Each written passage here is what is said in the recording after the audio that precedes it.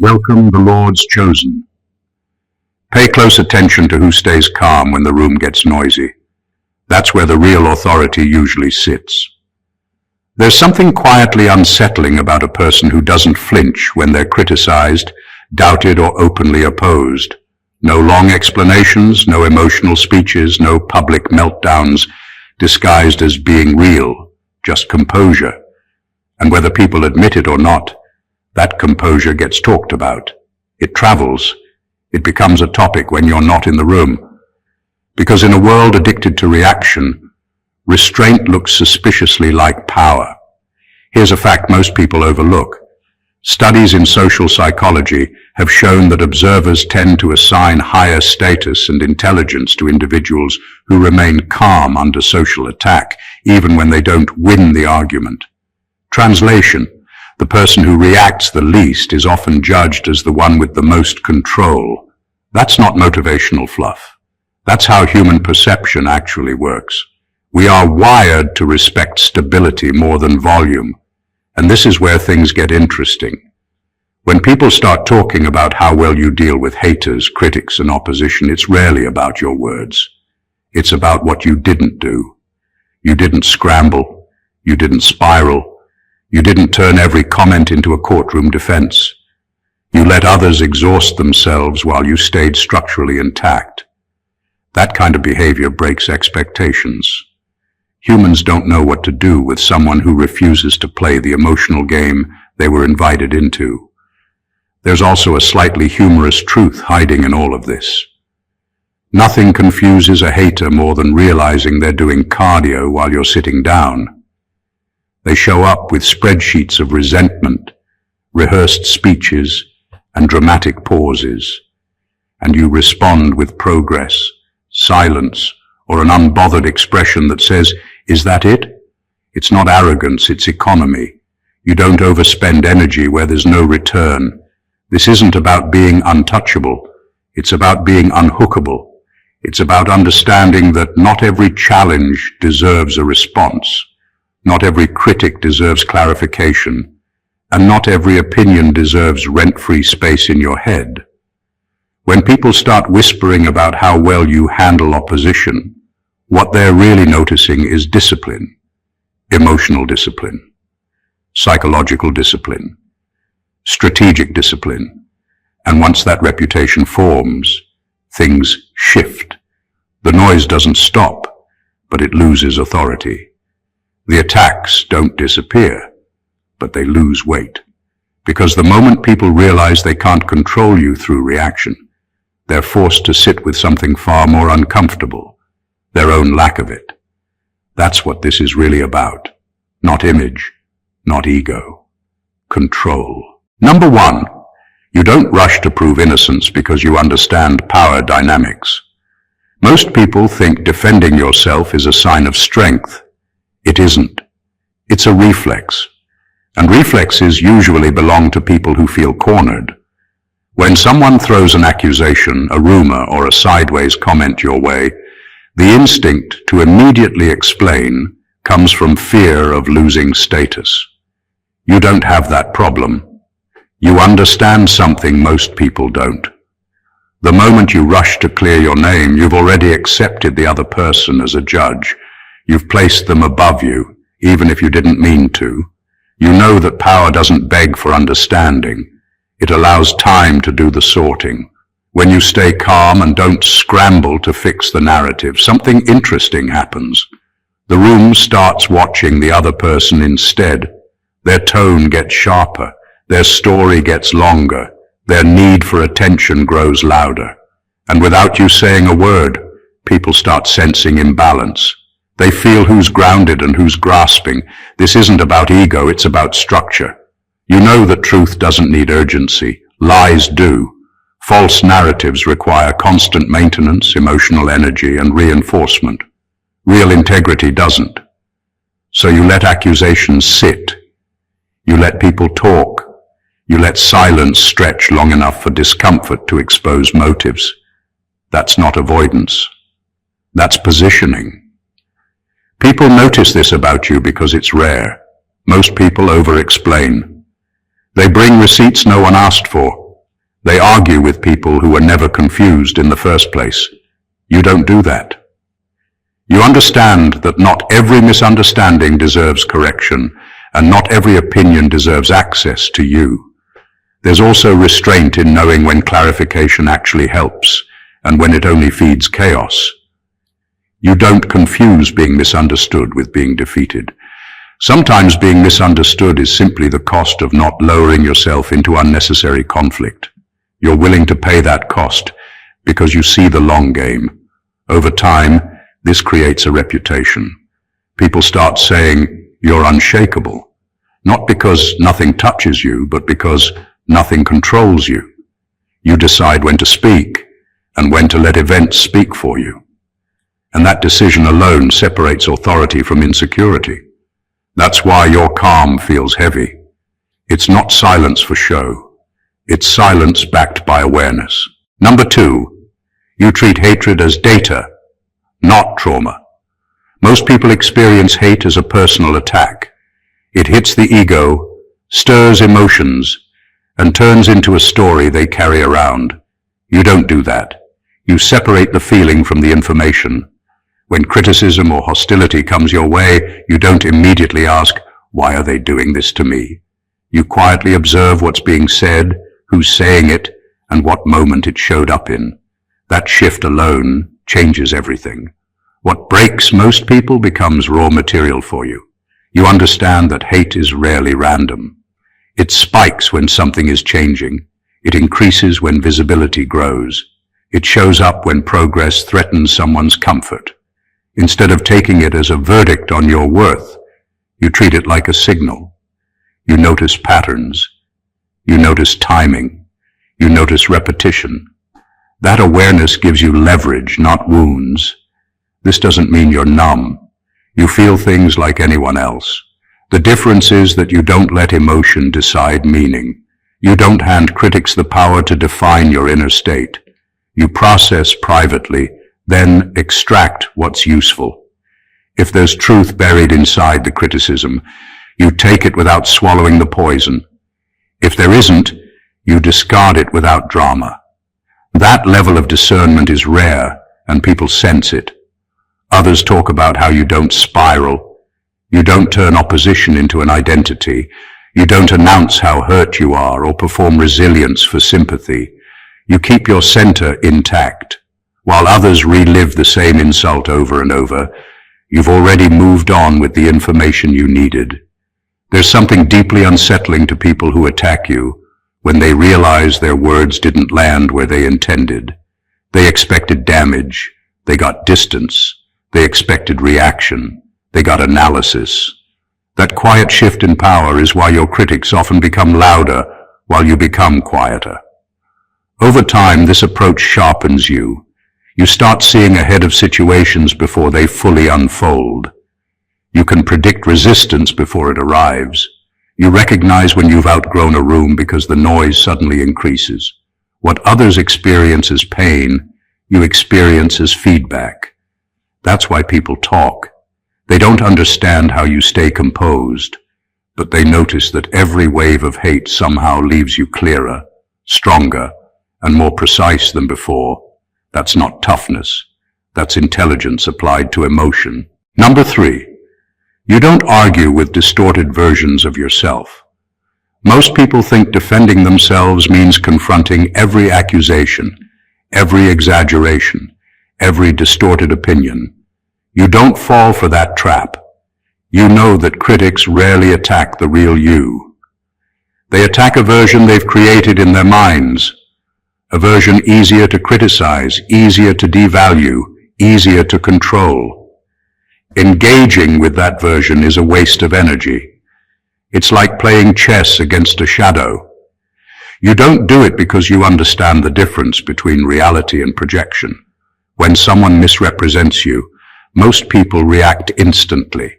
They feel compelled to correct the record, to justify every choice, to prove that they are in fact the person they truly are.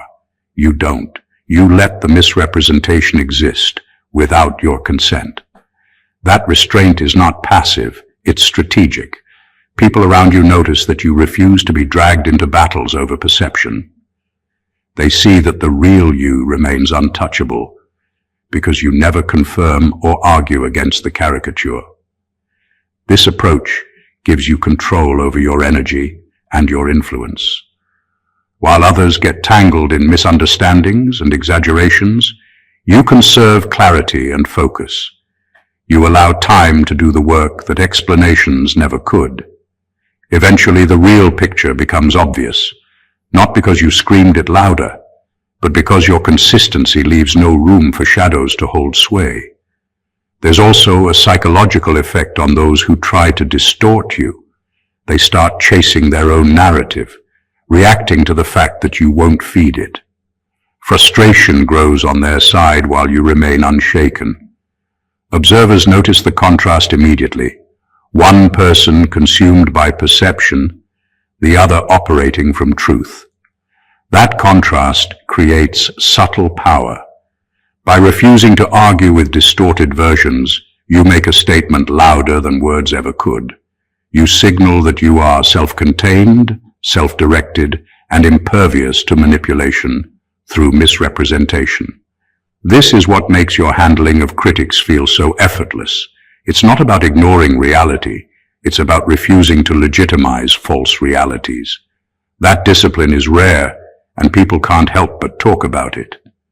They sense a kind of control that most spend their whole lives chasing, but never understand.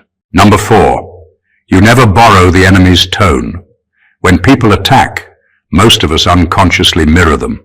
If they're angry, we get defensive. If they're sarcastic, we snap back with sarcasm. If they're loud, we shout. It's human nature, but it's also a trap. Borrowing their tone hands them control over your emotional state. You don't fall for it.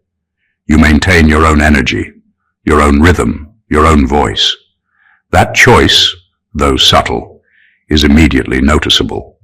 People sense it before they can name it, and that quiet authority makes others uneasy. You understand that tone carries power. When someone tries to provoke you, they're testing your boundaries, hoping to get a reaction that validates their narrative. You don't give it to them. You respond in your own measured way, or sometimes not at all. That refusal forces the other side to escalate or expose themselves. Their energy becomes unproductive, even chaotic, while you remain steady. Observers notice the imbalance. They see the contrast between reactive chaos and controlled calm, and it builds your reputation. This isn't about politeness or restraint as a performance. It's about control. You know that when you adopt someone else's tone, even subtly, you enter their battlefield. You fight on their terms. By keeping your own tone, you dictate the rules without saying a word. Your energy defines the space.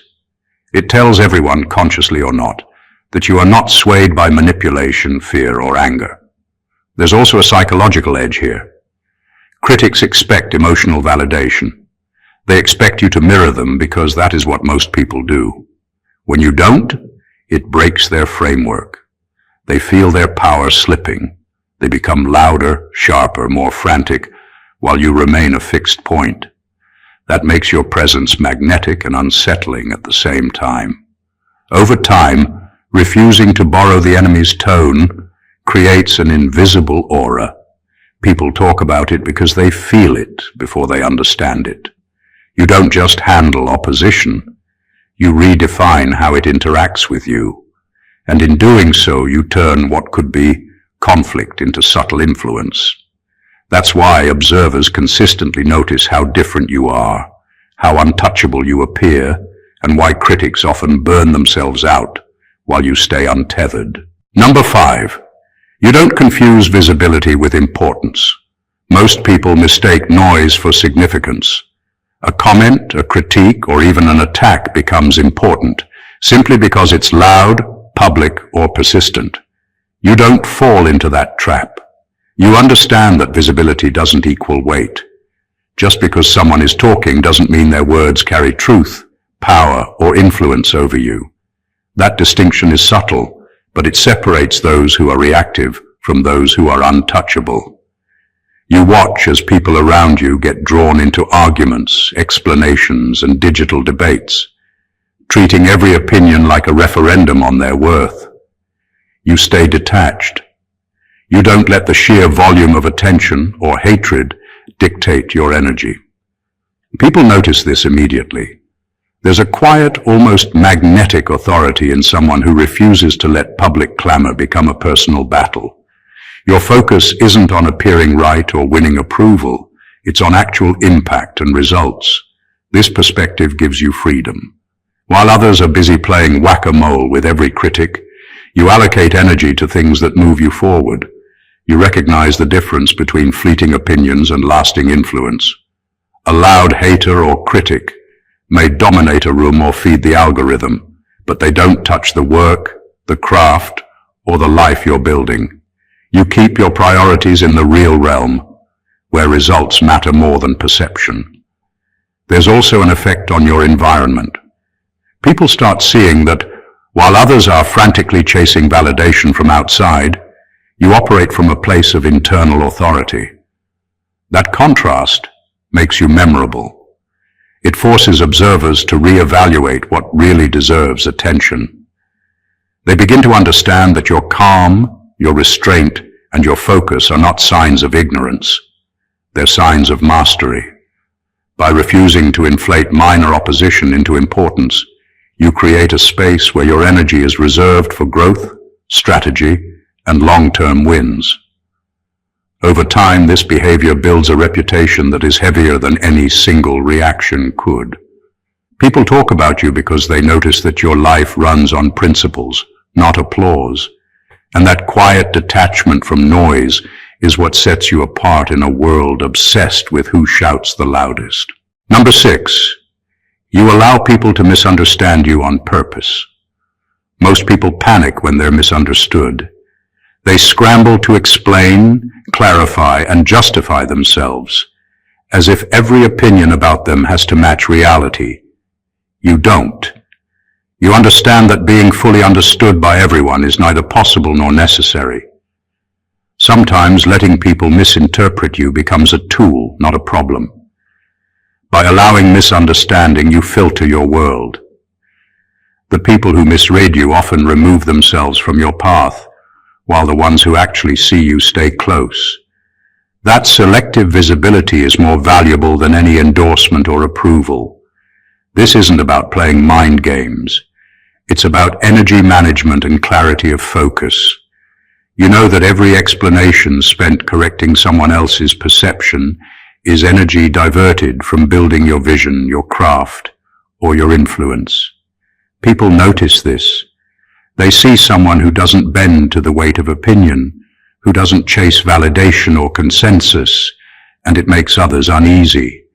It also creates curiosity, intrigue, and a subtle magnetic pull. People talk about you not because you make grand gestures, but because your presence makes them think, who exactly is this, and why aren't they like everyone else? There's also an undeniable advantage in letting misunderstanding exist. Critics and naysayers often operate under the illusion that they've figured you out. They expend energy on assumptions that may be completely wrong, while you continue unaffected, moving forward with clarity and purpose. You turn their misconceptions into your camouflage. Their noise exists, but it doesn't interfere with your trajectory. Over time, this habit builds a reputation that feels larger than life. People notice that you are selective with your explanations, precise with your attention, and untethered from the need to be universally validated. That combination of intentional opacity and unshakable presence creates an aura few can define, but many feel. You become someone who is observed more than corrected, admired more than understood, and that distinction is what separates you from the reactive masses. Misunderstanding becomes your silent ally, and your composure becomes your loudest statement. Number 7, you don't weaponize victimhood to gain sympathy. Most people believe that showing pain or outrage will earn them respect or attention. They perform suffering, hoping it will validate their position or force others to acknowledge injustice. You don't play that game. You understand that turning pain into currency is a trap, not a strategy. When something happens that could provoke anger, resentment, or hurt, you handle it privately or strategically, not theatrically. That restraint is immediately noticeable to anyone paying attention. It signals self-ownership and emotional independence, and people can't help but respect it. You know that weaponizing victimhood always puts someone else in charge of your narrative. The moment you use outrage or hurt to manipulate perception, you hand control of your identity to the audience. You refuse to do that. You process events internally, extract what's useful, and move forward.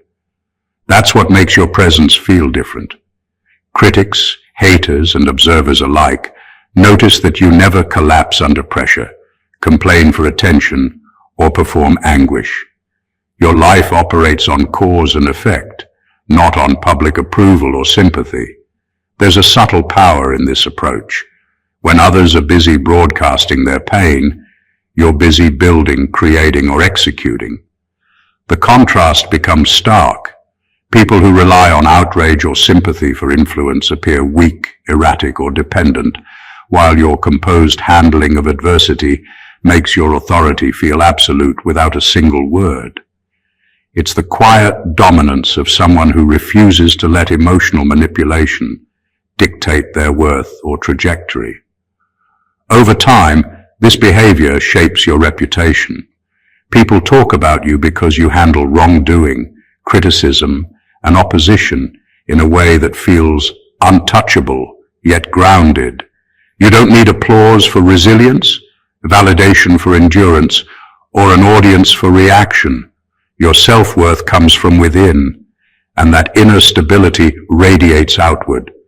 Critics may try, but they can't manipulate your narrative because they're not in charge of it. Your refusal to weaponize victimhood is a form of invisible power, one that forces others to respect boundaries, take notice, and ultimately understand that your strength isn't performative. It's fundamental. Number 8.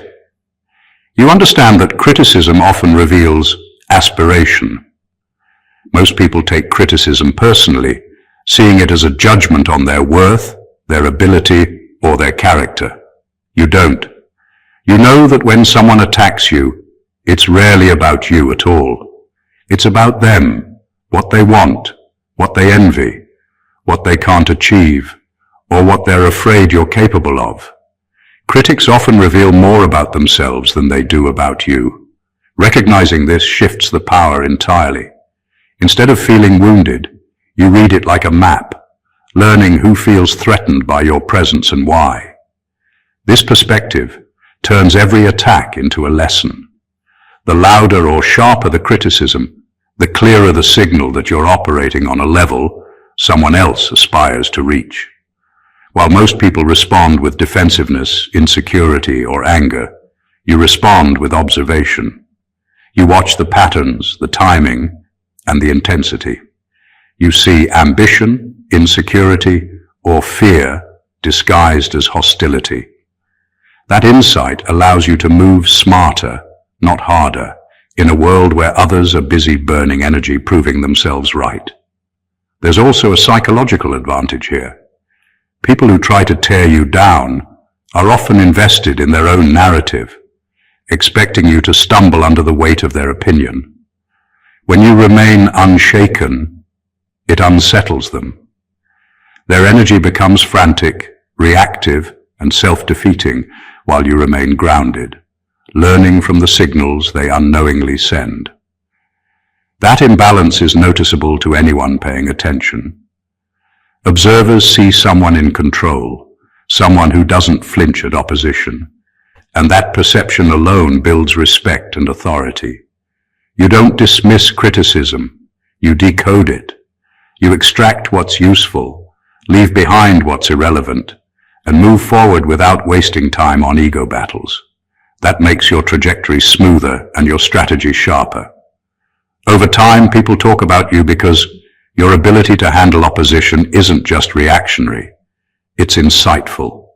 You turn threats into information, envy into data, and attacks into intelligence. That's why critics burn energy while you grow, and why people can't help but notice that your calm isn't weakness. It's a reflection of deeper understanding and mastery. Number 9. You never explain your long-term vision to short-term thinkers. Most people feel the need to justify their actions, share their plans, and make sure everyone around them understands their journey. You don't. You understand that not everyone is capable of seeing beyond the immediate, and that trying to explain long-term vision to someone stuck in short-term thinking is not only pointless, it's dangerous.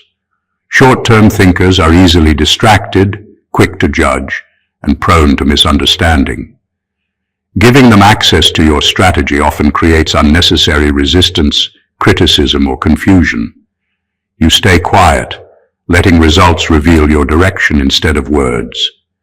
This restraint immediately sets you apart. While others scramble to convince, persuade, or defend, you move with clarity and purpose. You let time do the explaining. People begin to notice patterns in your life, consistency, progress, and precision that words could never communicate effectively. Observers start understanding that your focus isn't on approval, it's on execution. That difference creates a subtle form of authority.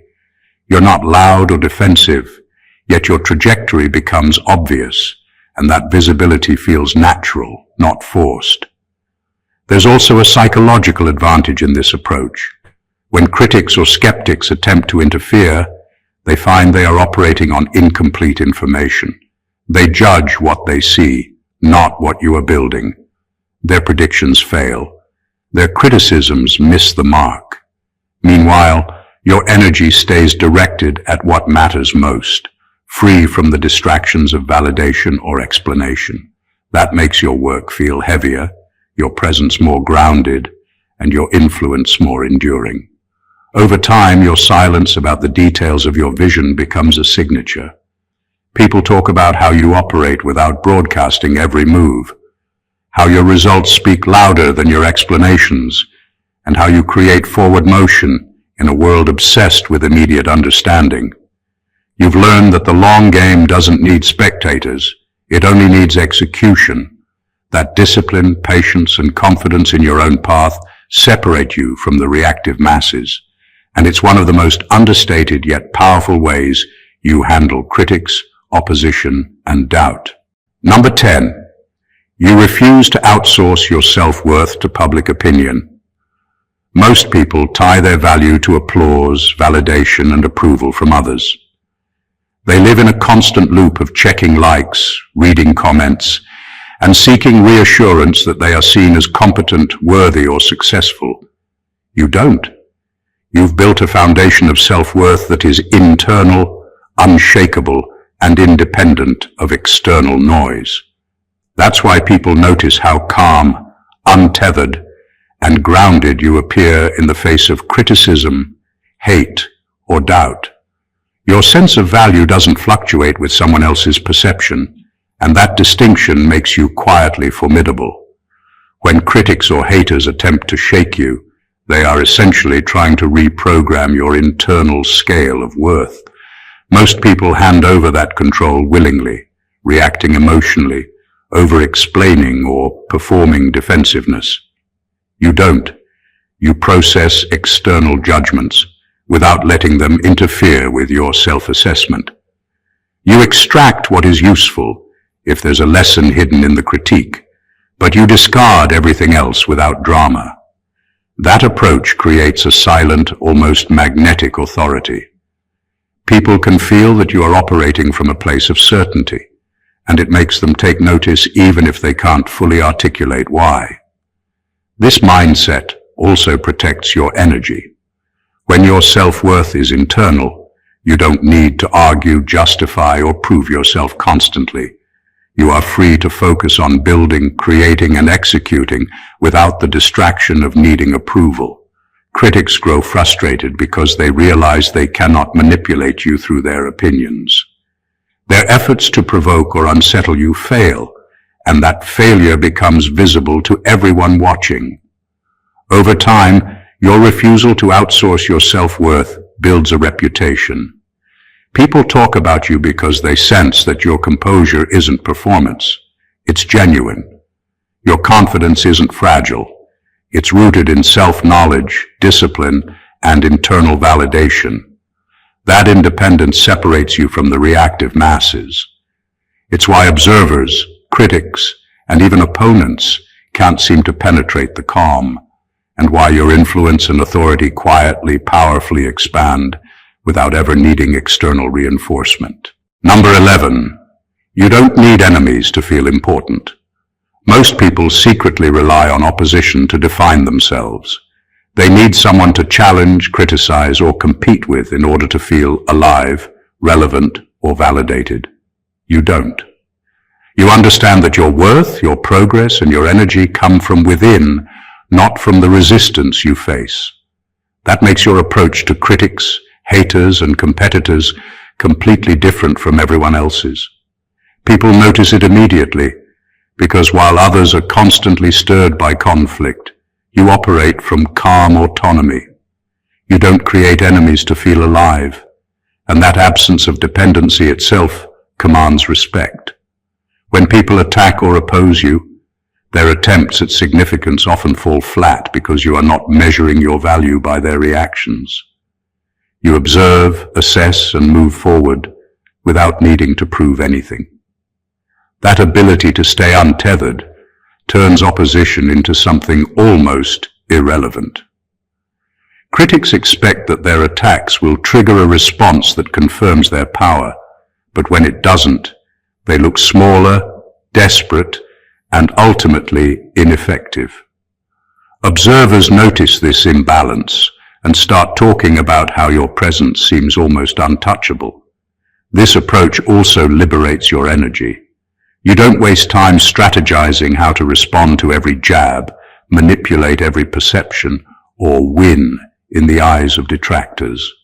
Instead, you focus entirely on creation, execution, and progress. You are not performing for anyone or proving yourself through conflict. That freedom is rare, and it amplifies your influence because people sense that you are moving with purpose rather than reacting to distraction. Over time, this behavior becomes a defining trait. People talk about you because you operate above the petty need for enemies or drama. Your power doesn't depend on opposition. It exists inherently, quietly, and efficiently. By refusing to need enemies to feel important, you signal a kind of authority that others can feel but can't touch. It's a magnetic combination of independence, discipline, and calm dominance that sets you apart in a world addicted to reaction, proving that true influence comes from self-sufficiency, not external battles. Number 12. You know when disengagement is strategy, not avoidance.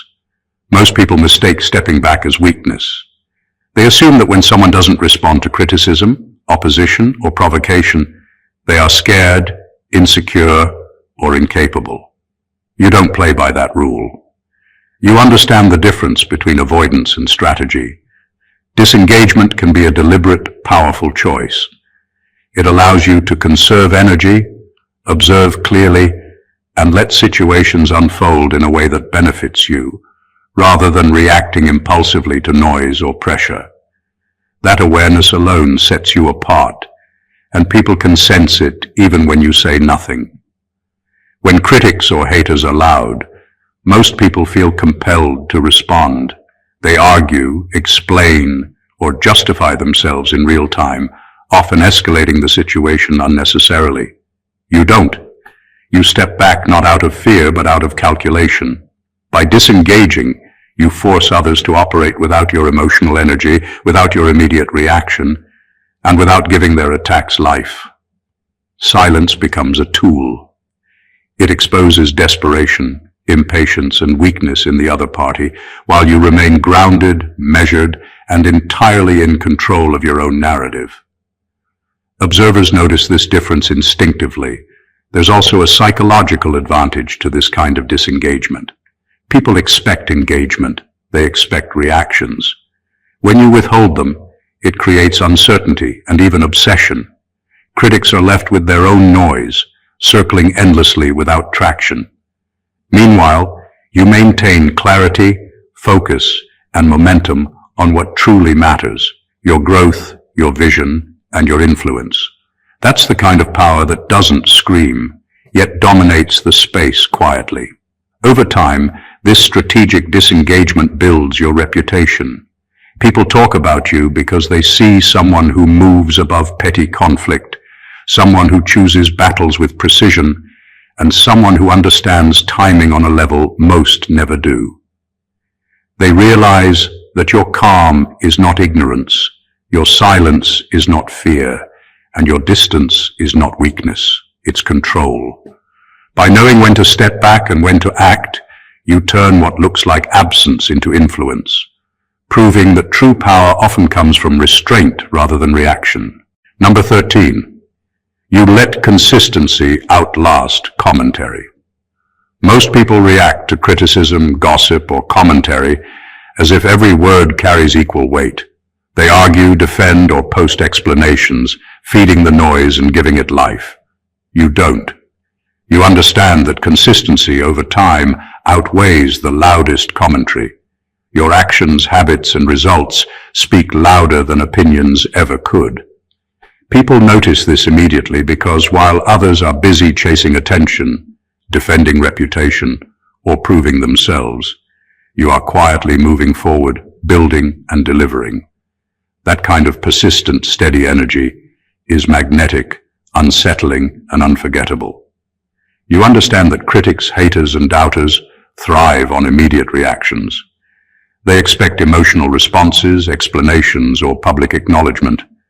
When you don't give them these things, they are left spinning in their own assumptions while you continue executing.